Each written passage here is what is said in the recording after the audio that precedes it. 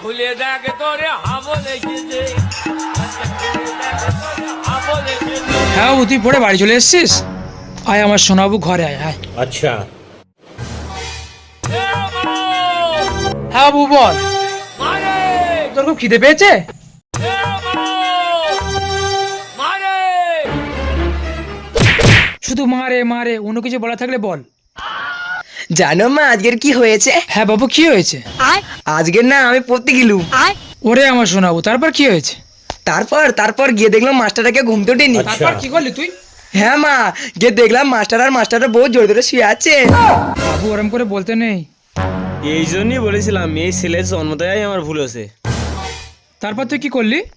তারপর মাস্টারের দরজার সামনে গিয়ে বললাম, দরজা খুলে দেখ তোরে হাবল এসেছে। হেই, তোর বলবি না, তুই ওইসব কথা আর বলবি না। ও মা একটা কথা বলবো? হ্যাঁ বল।